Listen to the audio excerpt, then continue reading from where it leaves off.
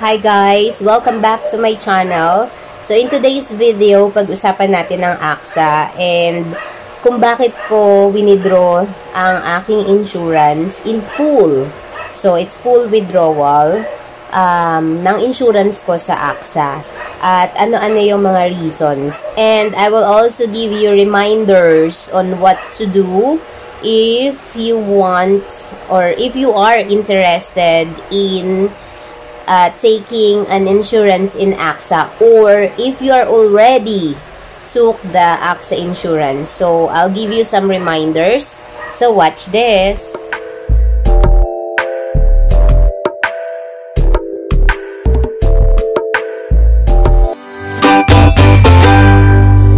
Ako guys ngayon sa opisina ng AXA dito sa may Commonwealth. Guys, andito na ako ngayon sa AXA Hub, located at One Felicity Building sa Commonwealth. Tapat lang siya ng Ever.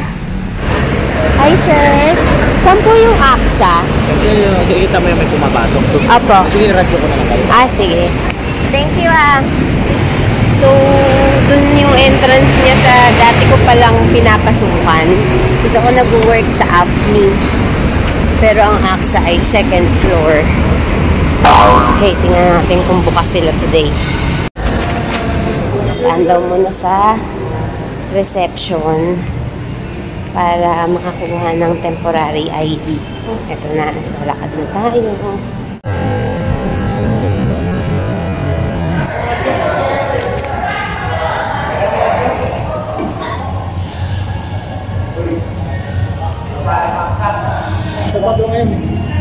Walang pasok.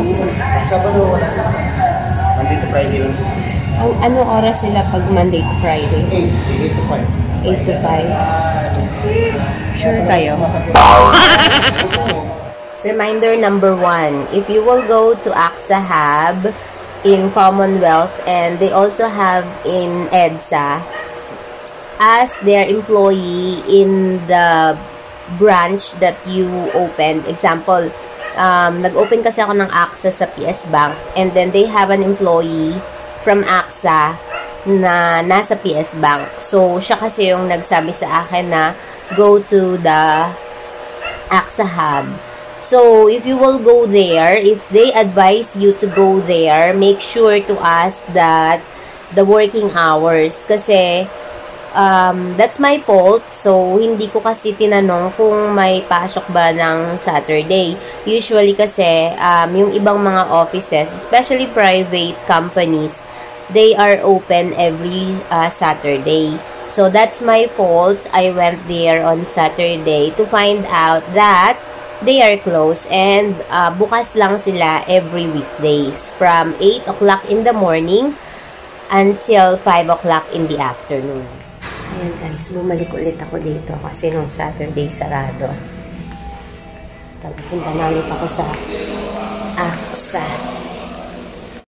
I'm not sure kung masosolve nila yung problem ko kasi this is my 3rd or 4th time na pumupunta sa AXA. Pero second time ko palang sa Hub. Full withdraw ko na kasi yung sa AXA ko. Kaya lang twice na ako pumunta sa PS Bank. And then sabi nila may problema daw sa signature ko. Sige lang, check po natin. Pero po, ito yung copy nung dalawang case number na ginawa ng employee sa PS Bank. saan branch naman? PS Bank, Gulod, Novaliches. Reminder number 2. So, kapag pumunta kayo sa branch kung saan kayo nag-open ng AXA, and then you want to close it, make sure to ask for the copy of the case. Okay, buti na lang, I always ask for the copy. So, natutunan kaya nang pumasok ako sa public school. Kasi sa public, kailangan everything you do, every action, you have a documentation. So, nung nagkakaroon na ng problema, nung wini-withdraw ko sa branch, na supposed to be, kaya naman nilang gawin sa branch lang and I don't need to go to AXA Hub. Nangyari kasi 2 or 3 times na akong pumupunta doon sa PS Bank, pero ang problem is hindi nasusolve. Yung signature ko daw may problem, ganun. Yung una kong punta sa PS Bank, ang tagal ng feedback sa akin ni Miss Hazel. Siya yung in charge ng AXA transaction.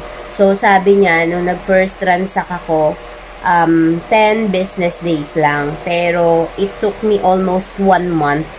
Kung hindi pa ako nag-update ng bank account ko sa PS Bank, hindi ko malalaman na hindi pala successfully processed yung una niyang ginawa. After almost a month na hindi na process, nire-process niya ulit. So, another case number ulit. So, humingi ako sa kanya ng case number. And then, after a day, nung second process, is mali na naman daw yung signature ko. And then, I recall kung ano ba yung signature na ginamit ko. Kasi it was like over 5 years eh. So, naisip ko baka yung old na signature ko yung ginamit ko. Nagpalit kasi ako ng signature. So, naisip ko baka dahil sa old signature yung ginamit ko doon. So, but still, I gave them my old signature and then my new signature. At saka yung tinatabi ko pang ID na meron pang old signature ko. And then, binigay ko sa kanila yung PRC ko which has a new signature on it. Pero, hindi pa rin na-process ni Miss Hazel. So, actually, naiirita na. Anong problema sa signature ko? Kasi nagbigay na ako ng old signature tsaka new signature. Ayun ma'am, i-double check ko pa po kasi nire-retrieve ko pa ma'am yung documents during the application. Ito yung old signature ko. Actually, pinasa ko na yan. Nag-sign din ako ng ganyan na signature. Doon po sa PS Bank. Pero sinabi niya na may problema pa rin sa signature ko, kaya pinapunta niya ako dito. Kailan po pinasa sa kanya? Last week. So, ang nangyari guys, after she double-check, she finds out na isang beses lang nag-report ng case si Miss Hazel. So, I don't know what's the problem kung sa end ba ni Miss Hazel. Bakit hindi nakita doon sa system sa AXA Hub yung second case na ni-report, and then yung reply nila na although I already passed the old signature, still my signature discrepancy. This will be your reminder number 3 kasi ang aking insurance is 30,000 for a year and it will be matured after 5 years. So, 5 years ko siyang hinuhulugan. And then, after 5 years, sabi nung nakausap kong agent, which is Mr. Mark, na in 5 years and 1 day, I can get the money. And then, hindi nga lang lalago, pero makukuha ko yung pera na hinulog ko sa insurance. And then, but that is already the maturity. And then, sabi niya, it's better to get the money on the 8th year. Pero, kung lesser than 8 years, let's say more than 5 years na, may kita na yung pera ko. Kasi, nilalagay daw nila sa stocks. Yon. This will be your reminder number 3. If you will going to open in AXA, ask kung ilang stocks ba or ilang company dun sa stock market nila ilalagay yung pera mo. Kasi yung sa akin, I remember, kasi naglalaro ako ng stocks. So, hindi lang isang company or isang blue chips ang nilalagyan ko ng pera ko. So, nung nagtanong ako, since na-curious ako, and then I was interested kasi nga, ilalagay nila sa stocks. So, tinanong ko kung ilan yung paglalagyan. And then, sabi niya, madami naman daw.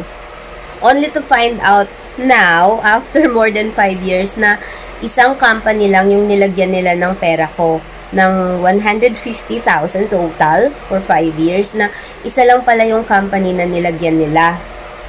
And they did not inform me that. Mali yung information na binigay nila sa akin when I signed the contract. Ang sabi nila, multiple accounts.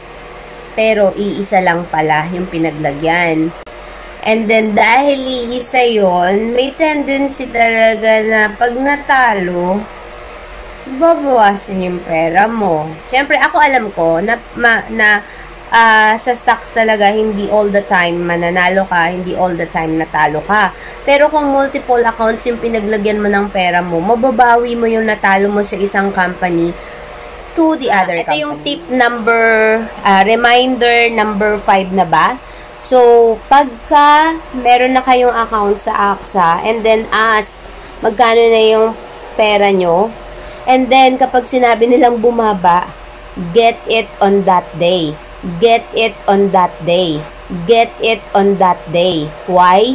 Kasi the next month, bababa pa siya ng another 10,000. So, for me, I inquire my money last August kung magkano na. Kasi I'm planning to take that money early next year pa sana. Kasi ang problema nung August, nag 90,000 something siya. So, nagtaka ako, from 150,000, instead na lumago or kumita, bumaba pa siya ng 60,000. And then, sabi ko dun sa employee ng AXA na, next month, kapag bumaba pa siya, kukunin ko na siya. And then, the following month, September, nagtanong ako ulit kung magkano na yung pera ko. So, from 90,000 down into 80,000. So, this AXA is not a good investment. So, that's the title. Is it an investment, a good investment, or a scam? So, kayo na lang bahala ang humusga, guys, kung worth it ba na maglagay ng pera sa AXA. Kasi, kung alam ko lang na ganyan, I will not put my 150,000 in AXA. Sana idinagdag ko na lang dun sa time deposit ko sa PS Bank, which is every 30 days nag-roll over siya. Kumikita siya kahit papano. Hindi siya nawawala. Unlike sa AXA na expected mo magmamatured na, but then almost half ang kinain nila sa pera ko. So, I invested on that one when I was in China. Kasi I know and I feel na as an OFW, hindi tayo forever sa abroad. So, ininvest ko siya together with BDO Life. Sa BDO Life, every other year may nakukuha akong almost 10,000. But in AXA, straight 5 years, wala akong nakuha. And then, after more than 5 years na expected mo na matured na yung pera mo, malalaman mo na kalahati ng pera mo, kakainin nila. So, think of it, and that serves as a reminder for me. So, nadala na ako. So, hindi na ako mag-i-insurance. I insured kasi nga, inisip ko na it's an investment kasi hindi ko pa naman kailangan yung pera that time. Sabi ko, time will come, kakailanganin ko yung pera. So, why not invest in that one since I have my savings? Pag-chop-chopin ko yung pera ko. And then, ayun nga, nangyari. Sayang, 'di ba? 70,000 ang nawala sa akin. Ang sakit sa ulo. Siguro kung nasa China pa ako, I don't mind it. Pero, I'm here in the Philippines earning how many? 5 digits, 'di ba? Yung in-earn ko sa China parang 20% ng income ko sa China, yung salary ko today. So, it hurts my pocket a lot. Every dime for me here in the Philippines is important.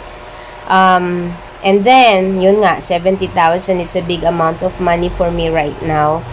Sinishare ko lang sa inyo, kasi baka ma-experience nyo to, and then siguro, hindi lang 150,000 yung mailalagay nyo sa AXA. At least, I was being honest to you, na instead of putting those kind of money, those big amount of money in AXA, then try to invest it in another company, or maybe you open your own business. So, ako kasi may business ako that time. Until now, may business naman ako. Kaya lang, hindi na ganun ka-boom kumpara nung pandemic. So, yung pera na nilagay ko sa AXA during that time that I put that one was an extra. Yun. So, pero now, it wasn't an extra for me. Kasi, parang, little by little, nauubos na yung savings ko. And so, lesson learned, and masakit man sa kalooban ko, pero wala akong magagawa. So, the only way I can do about it is to share it with you so that hindi nyo na, you will not experience what I experienced in AXA. Sana may natutunan kayo sa video ko na to. Gusto ko lang tong i-share sa inyo. Ayoko silang siraan, but honestly, real talk lang tayo. I'm just telling the truth of what happened to me with AXA. It's not a good experience. Siguro hindi nga bad eh. It's my worst experience ever. And kahit na ganun ang nangyari, as I always say pa rin, don't be happy, be happier. Ayan. Kasi pera lang yan. Maybe staying here in the Philippines, maybe I have a good opportunity here, not only to be a teacher too. Ayan. To earn that 70,000 that AXA took from my insurance. Eto guys, nag-message na sila na na-solve na and it will be credited to my bank account, but still, nawala pa rin yung 70,000 ko. So, thank you for watching guys! See you soon!